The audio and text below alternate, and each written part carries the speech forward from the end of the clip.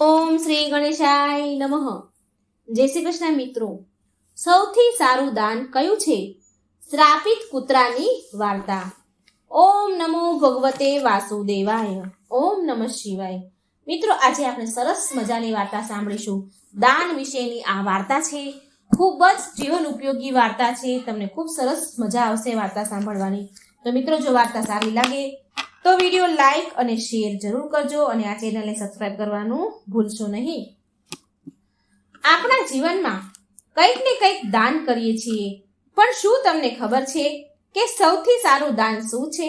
ઉત્તમ દાન કયું છે? શું છે સૌથી મોટું પુણ્ય? આવો જાણીએ આ કથા વાર્તાથી. કાશીપર ગામમાં એક હરીશ નામનો આદમી રહેતો હતો, જે લાકડા કાપીને તેનું જીવનનું ગુજરાન કરતો હતો. એ એની પત્ની સાથે રહેતો હતો. લાકડા કાપીને વેચવાની કમાણીથી જે એના પૈસા આવે એનાથી એનું જીવન ચાલતું હતું, પણ એ પૂરતું નહોતું. એટલી કમાણી એના માટે પૂરતી નથી. ભોજન અને કપડાની હંમેશા કમી રહેતી હતી. એક દિવસ દુઃખી હેરાન થઈને હરીશની પત્ની બોલી, ગમે તેમ મહેનત કરો પણ કમાણી વધતી નથી. કોઈ તહેવાર સારો મનાવાતો નથી કે સારી રીતે જીવન મેળવી શકતા નથી, જીવી શકતા નથી. આ બળતણના લાકડા કાપીને વેચવાની જગ્યાએ તમે શહેરમાં જઈને કંઈક કામ કરો ને. કેટલા વર્ષો સુધી આપણે આવું જીવન જીવીશું? એટલે હરીશ બોલ્યો, જો હું હંમેશા તારી વાત સાંભળતો આવ્યો છું અને મેં કેટલી વાર તને કીધું છે કે હું આ ગામ છોડીને ક્યાંય નહીં જઈ શકું. હું આ શહેરમાં ક્યારેય નહીં જાઉં. હું આ ગામ છોડીને શહેરમાં અહીંથી નહીં જઈ શકું, કારણ કે મને અહીં શાંતિ મળે છે. શહેરમાં હું શાંતિથી જીવી નથી શકું. હવે બીજી વાર આ વાત તું મને કહેતી નહીં. હવે હું બીજી વાર નહીં સાંભળું. તો એની પત્ની બોલી, તો હવે આપણે શું કરીશું? હું પણ એ પાપના કારણે જ અહીં છું જે પાપને તમે બાંધી રાખ્યું છે. ઠીક છે, ખાવાનું થઈ ગયું છે, ખાઈ લો અને જાઓ અહીંથી. ભોજન કર્યા બાદ લાકડા કાપવા ચાલ્યો ગયો હરીશ. ચાલતા ચાલતા ઘણો આગળ નીકળી જાય છે અને વિચારે છે કે આજે તો હું ઘણો બધો દૂર આવી ગયો છું. મારે એક મોટું ઝાડ જોઈએ છે. એક પણ ઝાડ અત્યાર સુધી મળ્યું નહીં. પેલું એક ઝાડ દેખાય છે, પણ ઘણું નાનું છે. આનાથી મારું શું થશે? પણ ચાલને, આજે આ નાના ઝાડને કાપીને કામ ચલાવી લઉં. પછી હરીશ એક નાનું ઝાડ હતું એ કાપે છે અને તેના માથે પર એ લાકડાનો ભારો મૂકીને વેચવા માટે જાય છે. તો તેની લાકડા વેચાતા નથી. તો વિચાર કરે છે કે શું આ લાકડાઓ બધા મારે પાછા ઘરે લઈ જવા પડશે? નહીં વેચાય કે શું? આમ વિચારીને ચાલતો જાય છે. તો રસ્તામાં એક આદમી તેને બૂમ પાડે છે કે સાંભળો લાકડાવાળા ભાઈ, લાકડા વેચનાર, અહીં આવો. આ તમારા લાકડાની કેટલી કિંમત છે? તો હરીશ બોલ્યો કે ભાઈ, તમારા બધા જ લાકડા જોઈએ છે કે અડધા? જો બધા જ લાકડા જોઈએ તો માત્ર 10 રૂપિયામાં હું આપી દઈશ. તો એ આદમી બોલ્યો કે ભાઈ, મારે તો બધા જ લાકડા જોઈએ છે, પણ ભાઈ તમે જો લાકડાનો ભાવ કર્યો છે ને એ બહુ વધારે છે. હું તો માત્ર 5 રૂપિયા જ આપી શકું છું. તો હરીશ બોલ્યો કે બ્રાહ્મણ દેવ, આ કિંમતમાં તો હું લાકડા ન વેચી શકું, પણ હું બહુ થાકી ગયો છું માટે આપી દઉં છું. લાવો 5 રૂપિયા આપી દઉં તમને લાકડા.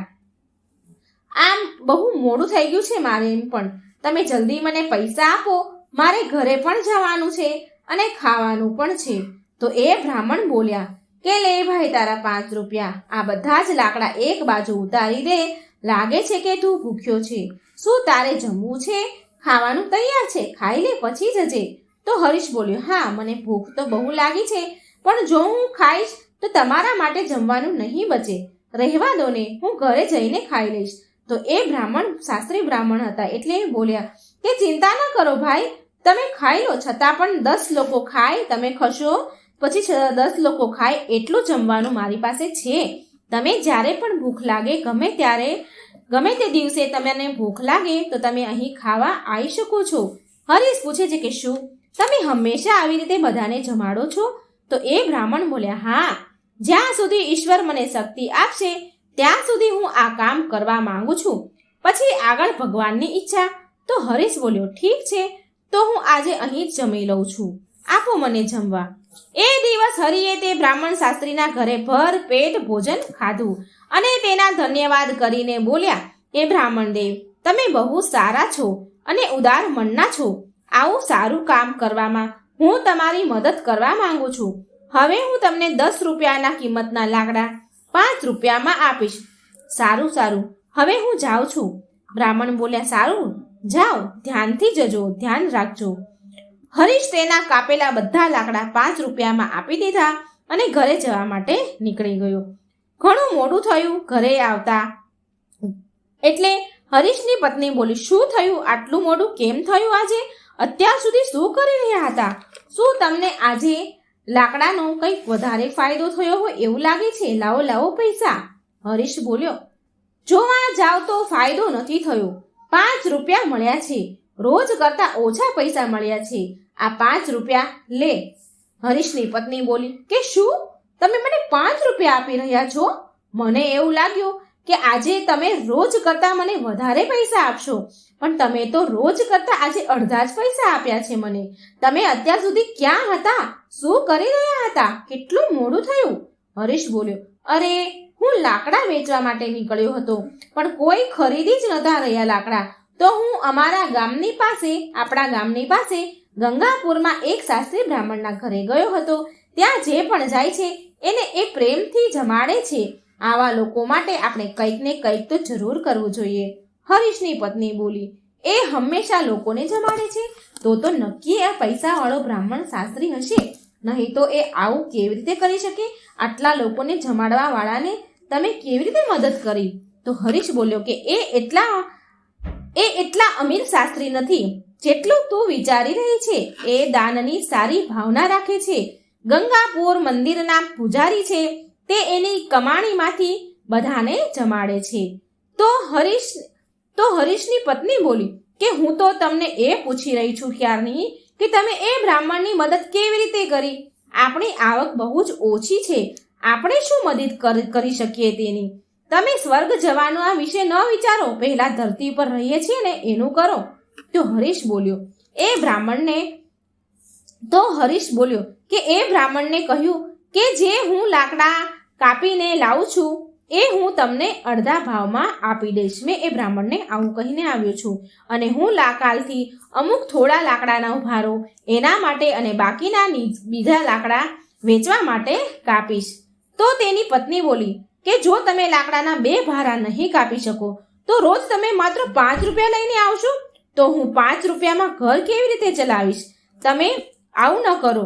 તો હરીશ બોલ્યો કે જે મારી ઈચ્છા છે એને હું પૂરી કરવાની જરૂર કોશિશ કરીશ, અને પછી આગળ ભગવાનની ઈચ્છા. હું એ બ્રાહ્મણના ઘરે જમ્યો છું, તું પણ સાથે આવજે જમવા. હરીશ રોજ હવે લાકડા કાપવા જાય અને બ્રાહ્મણને વચન આપ્યા પ્રમાણે માત્ર 5 રૂપિયામાં લાકડાને તેની પાસે લઈ જતો હતો. એક દિવસ બ્રાહ્મણ દેવ જમવા હજી બેઠા જ હતા ત્યારે બહારથી અવાજ આવ્યો કે મહારાજ, લાકડા લાવ્યો છું, 5 રૂપિયા આપી દો. અહીં બહાર આવીને લાકડા લઈ લો, પછી હું ચાલ્યો જાઉં. તો બ્રાહ્મણ બહાર આવીને બોલ્યા કે હરીશ, આજે હું તને 5 રૂપિયા નહીં આપી શકું, માટે તારા લાકડા પાછા લઈ જા. તો હરીશ બોલ્યો, પાછા કેમ લઈ જાઉં? હું તમારા માટે લાકડા લાવ્યો છું, પૈસા કાલે આપી દેજો. અને મને બહુ ભૂખ લાગી છે, મને થોડું ખાવાનું હોય તો આપી દો. તમે મને જમાડી તો શકો જ છો ને? આમ પણ તમે બધાને જ જમાડો છો. તો એ બ્રાહ્મણ બોલ્યા, સારું હરીશ, તારા હાથ પગ ધોઈ લે, ત્યાં સુધી હું ભોજનની વ્યવસ્થા કરી લઉં. તો શાસ્ત્રી બ્રાહ્મણ ઘરમાં જઈને તેની પત્નીને આ વાત કહે છે. તો એની પત્ની બોલી કે તમે આવું વચન કેમ આપ્યું? આપણા ઘરમાં જમવા માટે કંઈ વધ્યું નથી, માત્ર તમે જે જમવા બેઠા હતા એટલું જ ભોજન, એટલી જ માત્ર એ જ થાળી છે, એટલું જ ખાવાનું છે. આ સમયે હરીશને કેવી રીતે જમાડીશું? બધું જ અનાજ ખતમ થઈ ગયું છે. શું તમને ખબર નથી? અરે એમાં શું? બ્રાહ્મણ શાસ્ત્રી બોલ્યા કે અરે એમાં શું થઈ ગયું? જે તે મને જમવાનું પીરસ્યું છે એ હરીશ માટે ઘણું છે. હું આજે વિચારું છું કે ઉપવાસ કરી લો. તો એની પત્ની બોલી કે તમે આવો ઉપવાસ કેટલા દિવસ સુધી કરશો? જો આપણે પાસે વધારે કંઈ નથી તો આ બધું કેમ કરવાનું? ક્યાંથી લાવવાનું? બ્રાહ્મણ બોલ્યા કે બધું જ ભગવાન આપે છે, પહેલા આ ભોજન હરીશને જમાડીને આવું. મિત્રો, ભલે એ શાસ્ત્રી બ્રાહ્મણ પાસે કંઈ ન હતું છતાં પણ એ લોકોને જમાડતા હતા. એક દિવસ હંમેશાની જેમ હરીશ લાકડા કાપવા જાય છે. એ વિચારે છે કે જંગલની સામે બધા જ સુકાયેલા ઝાડ તો મેં કાપી નાખ્યા. હવે બાકી વધ્યા છે લીલા ઝાડ. જંગલની અંદર જવું થોડું મુશ્કેલ લાગે છે. હું આની પહેલા ક્યારેય આટલો જંગલની અંદર નથી ગયો કે ક્યારેય અંદર નથી ગયો. મારે સાવધાન રહેવું જોઈએ. જંગલમાં અંદર જંગલી જાનવર હોઈ શકે છે. જો મને કંઈ થઈ ગયું તો આમ વિચાર કરતા કરતા હરીશ જંગલની વચ્ચે ચાલ્યો જાય છે. ઘણો બધો દૂર આવી ગયો પણ કોઈ ઝાડ મળ્યું નહીં. ત્યાં તેને એક ઝાડ જોયું અને વિચાર્યું કે આ એક મોટી શાખા છે એ જ કાફી છે. જો હું આ એક મોટી બધી શાખા છે એને કાપી લઉં તો લાકડાના 3 ભારા થઈ જશે અને એમાંય ઘણું મોડું થઈ ગયું છે આજે, એટલે આ જ કાપી લઉં. આમ વિચાર કરી હરીશ એ મોટા ઝાડ ઉપર ચડી ગયો અને એ ડાળી પર બેસીને લાકડા કાપવા લાગ્યો. બહુ મોટી ઝાડની શાખા હતી. જેમ જેમ એ લાકડા કાપતો હતો તેમ લાકડા કપાઈને નીચે બાજુના ઝાડ પર પડી રહ્યા હતા.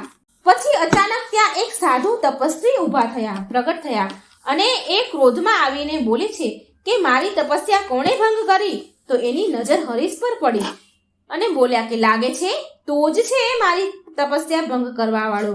હું તને શ્રાપ આપું છું કે તું એક કૂતરો બની જઈશ. પછી હરીશ ડરી ગયો સંતના શ્રાપથી અને કહે છે કે મહારાજ, મને ખબર નથી કે તમે અહીં નીચે તપસ્યા કરવા બેઠા છો. તો એ સાધુ બોલ્યા કે હું અહીં 100 વર્ષથી તપસ્યા કરી રહ્યો છું અને તે મારી તપસ્યા આજે ભંગ કરી છે. તો હરીશ બોલ્યો, હું તો રોજ ઝાડના લાકડા કાપવા માટે આવું છું અને બળતણના લાકડા વેચું છું અને એનાથી મારું ગુજરાન ચલાવું છું. મેં મહારાજ જાણી જોઈને આવું નથી કર્યું. મને માફ કરો મહારાજ, કૃપા કરી આ શ્રાપને પાછો લઈ લો. તો એ સંત બોલ્યા કે મેં ક્રોધવશ થઈને તને શ્રાપ આપી દીધો કેમ કે તે મારી તપસ્યા ભંગ કરી. આ શ્રાપને પાછો ન લઈ શકાય મારાથી, પણ હું તને એક ઉપાય બતાવું છું. હરીશ બોલ્યો કે કૃપા કરી મને કહો કે હું આ શ્રાપથી છુટકારો મેળવવા શું કરું? તો એ સંત બોલ્યા કે તું એવા લોકોને શોધ જે સૌથી સારું દાન આપે છે. તેવા લોકોના જમ્યા પછી જો એની થાળીમાં થોડું એક પણ ખાવાનું અન્નનો કણ તને મળી જાય, એ બચે અને એને તું ખાઈ લઈશ તો તારા શ્રાપથી તને મુક્તિ મળી જશે.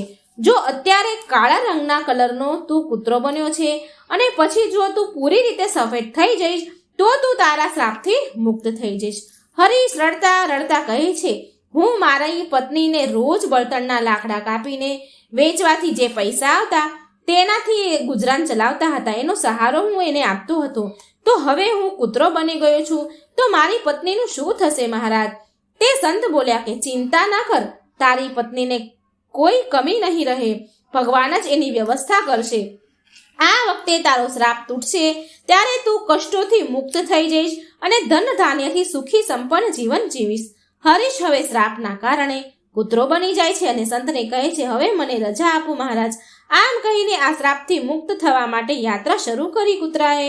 એ વિચારે છે કે જેવું ઋષિ સંતે કહ્યું કે એવું સૌથી વધારે સારું દાન દેવાવાળું ક્યાં મળશે? મને કંઈ નથી સમજાતું, ક્યાં શોધું હું? પછી એને યાદ આવ્યું કે પેલા શાસ્ત્રી બ્રાહ્મણ એ બહુ દયાળુ ઉદાર મનના છે, હું એમની પાસે જઉં. હરીશ કૂતરાના રૂપમાં શાસ્ત્રી બ્રાહ્મણ પાસે જાય છે. શાસ્ત્રી એની પત્નીને કહેતો હોય છે કે ચાલો આજે તો બહુ સારું થયું, આજે કોઈ તકલીફ વિના બધા મહેમાનોને જમાડી દીધા. સારું, આજે મને બહુ સંતોષ લાગ્યો. બસ ભગવાન મને બધાને ખવડાવવાની શક્તિ આપે જે આજે પણ અહીં આવ્યા છે. શાસ્ત્રીના જમ્યા બાદ તેની પત્નીએ તેની જે જમવાની જે પતરાળી હતી એ બહાર મૂકી દીધી. હરીશ કૂતરાના રૂપમાં ત્યાં આવ્યો અને શાસ્ત્રીની થાળીમાંથી વધેલું ભોજન જમવા લાગ્યો. ભોજન જમતાની સાથે તેનું અડધું શરીર તરત જ સફેદ રંગનું થઈ ગયું. હરીશ બહુ ખુશ થયો કે સાચું જ આ બ્રાહ્મણ શાસ્ત્રી બહુ પુણ્યશાળી આત્મા છે. તેને એઠું ખાતા જ મને અડધા શ્રાપથી તો મુક્તિ મળી ગઈ, પણ હું પૂરી રીતે શ્રાપથી મુક્ત થયો નથી. પૂરી રીતે શ્રાપથી મુક્ત થવા માટે કોઈ બીજાને પણ હવે મારે શોધવું પડશે. ગામમાં કોઈ આસપાસને શોધવું જ પડશે. કોક તો મળી જ જશે ને. તો જો આ શ્રાપમાંથી હું મુક્ત થઈ જઈશ તો હું ધન ધાન્યથી પણ સુખી થઈ જઈશ. મને જો કોઈ મળી ગયું તો હું ધન ધાન્યથી સંપૂર્ણ થઈ જઈશ. અત્યાર સુધી મેં કેટલાય લાકડા કાપીને વેચ્યા અને આખી જિંદગી પણ જો લાકડા કાપીને હું વેચત ને તો પણ હું ધનવાન ન બની શકત. સંત તમારો આભાર મને શ્રાપ આપવા માટે. આમ વિચારીને એ બીજા આદમીને પુણ્યશાળી દાનવીર આદમીની શોધમાં જવા લાગ્યો. તો એક વખત સંતોષ નામનો એક આદમી હળ ચલાવતો હતો. આ જોઈ હરીશ તેના ઘર સામે જાય છે. ત્યાંથી ગાયનું દાન લેવા વાળા સુરેશ ગાયને લઈને તે સંતોષ વિશે વિચાર કરીને બોલતો હતો કે સંતોષ બહુ સારો માણસ છે. એને માત્ર મને જ નહીં પણ કેટલાય લોકોને ગાયના દાન દીધા છે. આવા લોકોને તો ખૂબ જ આશીર્વાદ મળવા જોઈએ. હરીશ એની વાતો સાંભળીને વિચાર કરતો હતો કે આજે મને શ્રાપથી તો મુક્તિ મળી જ જશે. આ આદમી એ શાસ્ત્રી બ્રાહ્મણ જેવો જ હોવો જોઈએ જે સૌથી સારું દાન કરી રહ્યો છે. અહીં ઊભો રહીને નજર રાખું કે એ ક્યારે જમવા બેસે છે. હરીશ ત્યાં બહુ વાર સુધી વાટ જોવે છે અને પછી સંતોષ તેનું જમવાનું જમ્યો અને એની જમવાની જે ખાઈ લીધા પછી પતરાળી હતી એ એને બહાર ફેંકી દીધી. તો હરીશ તરત જ દોડીને તે પતરાળીમાં બચેલું ખાવાનું ખાય છે. જમ્યા પછી પણ હરીશનું અડધું અંગ જે કાળું હતું તે સફેદ ન થયું. તો તે આશ્ચર્યથી બોલ્યો, અરે મારો રંગ તો બદલાયો નહીં. સંતોષ તો ગાયોના દાન આપે છે તો પછી મારો રંગ કેમ ન બદલાયો? મને કંઈ સમજાતું નથી. પાછો હરીશ તે શાસ્ત્રી બ્રાહ્મણના ઘરે જઈને બેસી ગયો. ત્યાં બે આદમી એકબીજા સાથે વાતો કરી રહ્યા હતા અને ચાલી રહ્યા હતા કે અરે સુશીલ, આજે તો સંતોષ ફરી ગાયનું દાન આપ્યું, પણ એ ભલે ગમે તેટલું દાન આપે, દાની દેખાય તો એ હંમેશા ગામની બહારના લોકોને જ બોલાવીને દાન આપે છે. જો તું સચ્ચાઈ જાણીશ ને તો તું પણ ચોંકી જઈશ. એની ગાય 2 મહિનાથી વધારે દૂધ નથી આપતી. એ વાત સંતોષને પહેલેથી સારી રીતે ખબર હોય છે અને પછી એ બીજાને દાન કરે છે. તો પછી એને ઘરે રાખીને ખાલી કેમ ખવડાવે? એ 2 મહિના દૂધ આપવાની હોય તો એને ખાલી શું કામ ખવડાવે? માટે એ ગાયને દાનમાં આપી દે છે. એ ક્યારેય સારું દૂધ આપનારી સારી ગાયો દાનમાં નથી આપતો. બીજો મિત્ર બોલ્યો, તો આવી વાત છે. જો એ આવું કરે છે તો જરૂર એને પાપ લાગશે. આપણા રાજા જેવું કોઈ ન કરી શકે.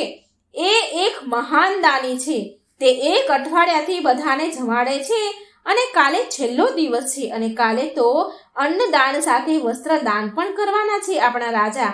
અને આપણા રાજા 1 અઠવાડિયાથી બધાને સાથે બેસીને જમે છે. શું તે ક્યારે એના જેવો ધર્માત્મા જોયો છે? અરે એ તો કંઈ નથી.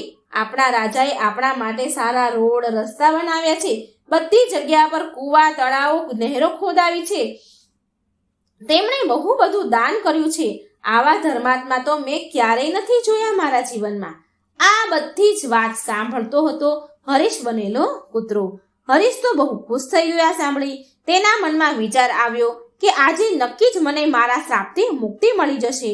મારે તરત જ રાજા પાસે જવું જોઈએ. તે રાજમહેલની જગ્યાએ લોકો પાસે બેસીને જમે છે. આ અવસરનો લાભ તો મારે ઉઠાવવો જ જોઈએ.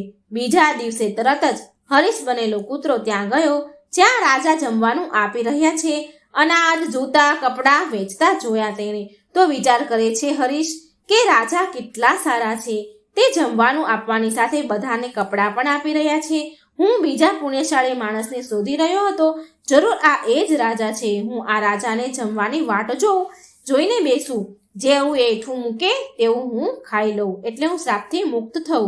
રાજાએ જમી લીધું તો તેના સૈનિકોએ તેની જમવાની પતરાળી લઈને બહાર ફેંકી દે છે. જેમાં રાજા જમ્યા હતા. આ જોઈને હરીશ ત્યાં જાય છે અને એ જ રાજાની એઠી પતરાળીમાંથી જમે છે. છતાં પણ એ પૂરો સફેદ ન થયો, તેનો રંગ ન બદલ્યો, તે શ્રાપથી મુક્ત ન થયો. તો તે આશ્ચર્યથી વિચાર કરવા લાગ્યો કે અરે આ શું? આટલા મહાન દાનવીર ધર્માત્મા રાજાનું એઠું ખાવા છતાં પણ મારો શ્રાપ દૂર ન થયો. એમનું એઠું ખાધું તો પણ મારો રંગ ન બદલાયો. આ તો શ્રાપ કંઈક બીજી જ રીતનો લાગે છે. મારે તે સંત પાસે જવું જોઈએ જેણે મને શ્રાપ આપ્યો છે. હવે હરીશ બનેલો કૂતરો ફરી એ સંત પાસે જાય છે અને એ સંત હતા ત્યાં જાય છે. એટલે હરીશ સંતને પ્રણામ કરે છે. તો હરીશ બનેલા કૂતરાને ઉદાસ જોઈને તે સંત પૂછે છે કે શું થયું તને જોઈને તો લાગે છે કે હજી સુધી તને એ આદમી નથી કોઈ દાની મળ્યો. 1 ભાગ તારો સફેદ છે, 1 હજી કાળો છે. લાગે છે કે હજી તને એક જ દાની મળ્યો છે, માત્ર તારો અડધો જ રંગ બદલાયો છે. શું તને બીજું કોઈ ન મળ્યું? શ્રાપ મળ્યાના તો ઘણા બધા દિવસ થઈ ગયા. તો હરીશ બોલ્યો, મને તો શંકા છે, બ્રાહ્મણ શાસ્ત્રીનું એઠું જમવાથી હું અડધો સફેદ થઈ ગયો. ત્યાર પછી મેં એના કરતાં પણ વધારે દાન કરનારા લોકોને જોયા અને એણે જે ખાધું મેં એનું એઠું પણ ખાધું, પણ મને કોઈ લાભ ન થયો મહારાજ. આના સિવાય આપણા શહેરના રાજા બહુ ધર્માત્મા છે. 1 અઠવાડિયા સુધી તેણે બધાને જમાડ્યા છે અને કપડાં વસ્ત્ર દાન પણ આપ્યા છે. આટલા બધા ધર્મપરાયણ રાજાનું એઠું જૂઠું ખાવા છતાં પણ મારો શ્રાપ ન ગયો. આમાં શું રહસ્ય છે સંત?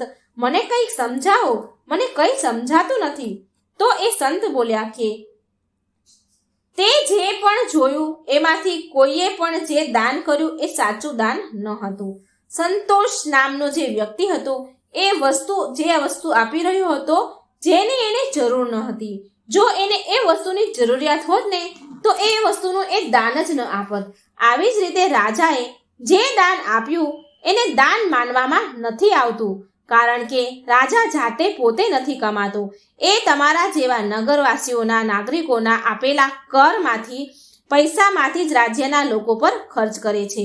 કાલે જ તેણે ભોજન, વસ્ત્ર, જૂતા વગેરે દાન આપ્યા. તે તમારા બધા નગરવાસીઓના આપેલા કર દ્વારા જે આવક હોય એમાંથી જ રાજાએ આપેલું હતું. માટે એ જે પણ દાન એણે કર્યું છે, આપ્યું છે, એને દાન માનવામાં નહીં આવે.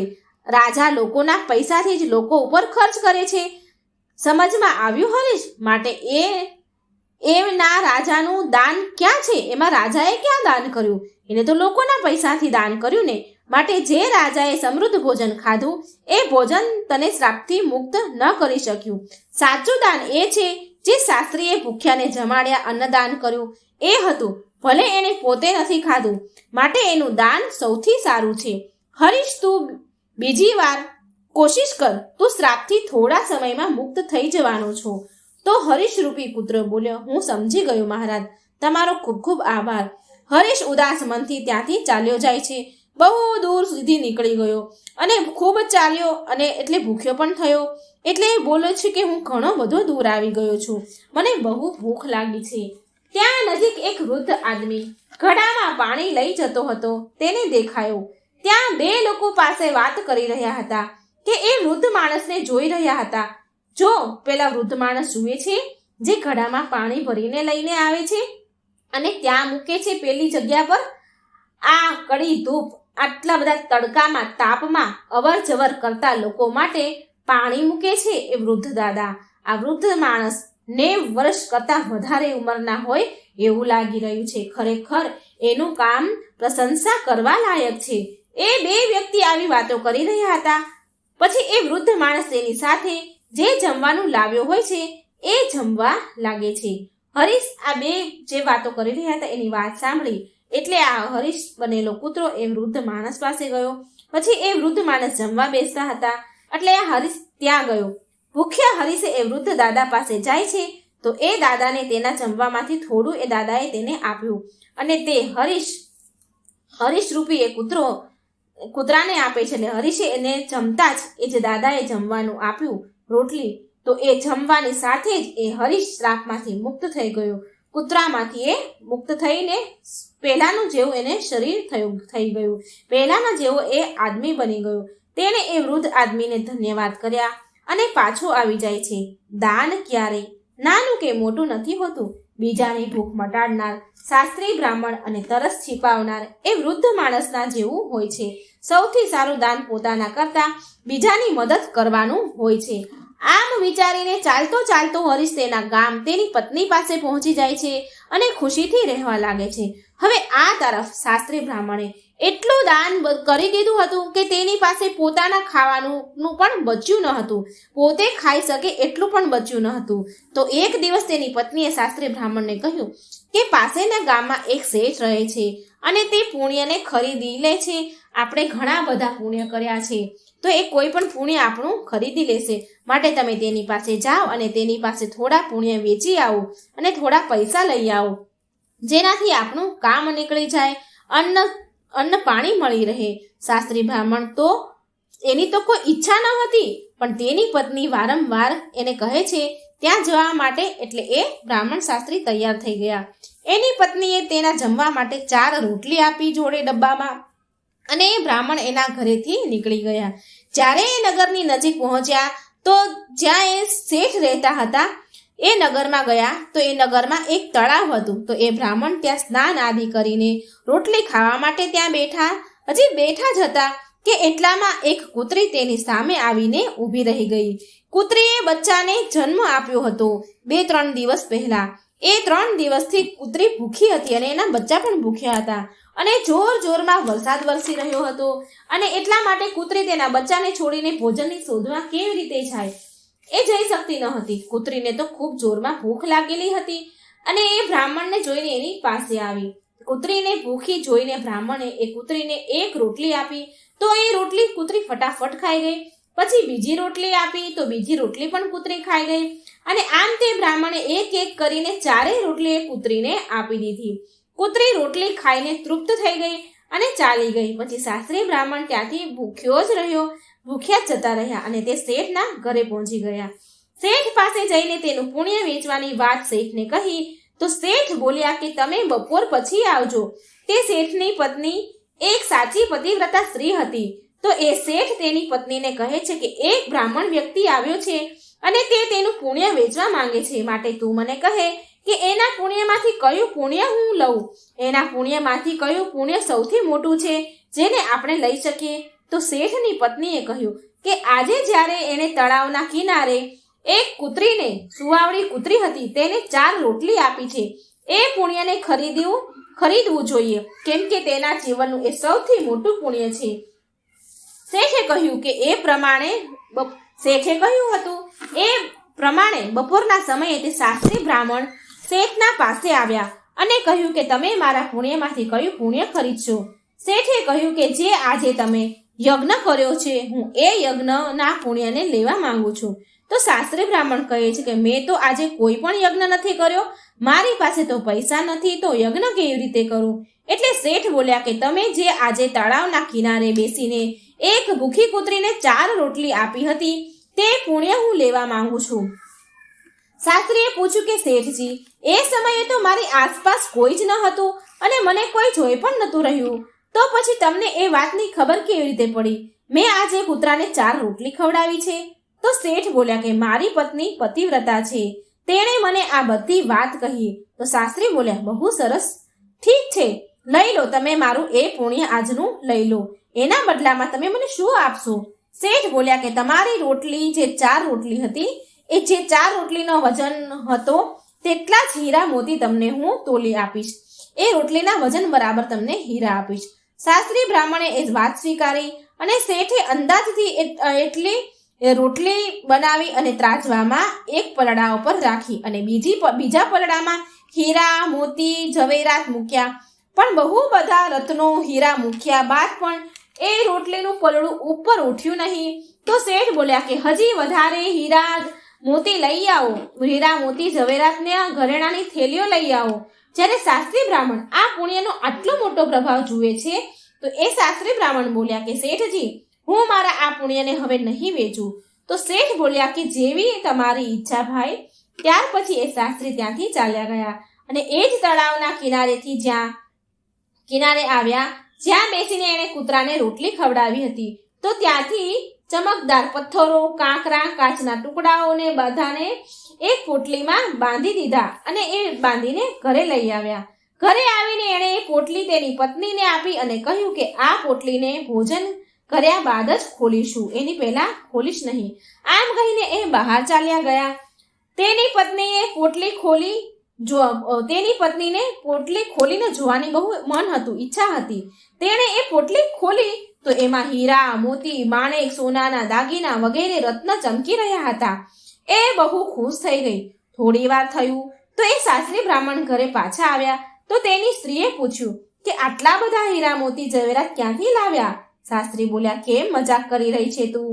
તો તેની પત્ની બોલે છે કે મજાક નથી કરી રહી, મેં સ્વયં ખોલીને જોયું છે, તેમાં તો બહુ બધા હીરા મોતી છે. શાસ્ત્રી બોલ્યા કે મને બતાવ એ પોટલી. તો તેની પત્નીએ પોટલી ખોલી તેની સામે મૂકી દીધી. આ જોઈને શાસ્ત્રી બ્રાહ્મણને આશ્ચર્યચકિત થઈ ગયા. તેણે એને એ પુણ્યનો પ્રભાવ લાગ્યો જે તેણે પેલી સુવાવડી કૂતરીને રોટલી ખવડાવી હતી. પછી તેની સાથે જતા તેની જે એ નગરમાં ગયો હતો અને જે ઘટના બની હતી એ બધી જ ઘટના એની પત્નીને સંભળાવી દીધી. મિત્રો, આ વાર્તાનો સાર એ છે કે અભાવગ્રસ્ત આતુર પ્રાણીને દેવાયેલા દાનનું અનંત ગણું ફળ મળી જાય છે અને એ જ સૌથી મોટું દાન કહેવાય છે અને સૌથી મોટું પુણ્ય પણ હોય છે. ભગવાનની દયાથી કાકરા પણ પથ્થર હીરા બની જાય છે. આવી રીતે દિન દુખી અને અનાથને દેવામાં આવતું ઉત્તમ દાન કહેવાય છે. કોઈને સંકટ સમયે આપેલું દાન બહુ ઉત્તમ છે, લાભકારી છે. ભૂકંપ, પૂર, અકાળ પડ્યો હોય એવા સમયે ગ્રસ્ત પ્રાણીઓ એટલે કે જે મુશ્કેલીઓમાં આવેલા હોય, જે મનુષ્યો છે, જે દુઃખી હોય, જેને ખાવા પીવાના વસ્ત્રના ઠેકાણા ન હોય, તો એવા સમયે તમે એને એક મુઠ્ઠી ચણા પણ આપો ને તો પણ એ બહુ ઉત્તમ દાન માનવામાં આવે છે. એ સૌથી મોટું પુણ્ય ગણાય છે. અને જે વિધિપૂર્વક સોનાના, ઘરેણા, ચાંદીના દાન આપવામાં આવે છે ને તેનાથી એટલો લાભ નથી થતો જેટલો સંકટ સમયે થોડું દાન આપવામાં આવે. માટે દરેક મનુષ્યને આપત્તિગ્રસ્ત, અનાથ, વિકલાંગ, વિધવા વગેરેની સેવા કરવી જોઈએ. કુપાત્રને દાન આપવું એ તામસી કહેવાય છે. માન પ્રતિષ્ઠા કે મોટાઈને બતાવવામાં દેવામાં આવતું દાન રાજસી કહેવાય છે. કેમ કે માન પ્રતિષ્ઠા, મોટાઈ પતન કરવા વાળું હોય છે. માન પાન મોટાઈનો ત્યાગ કરીને જ દાન આપવું તો એનું અનંત ગણું ફળ મળે છે અને એ જ સૌથી મોટું પુણ્ય મનાય છે.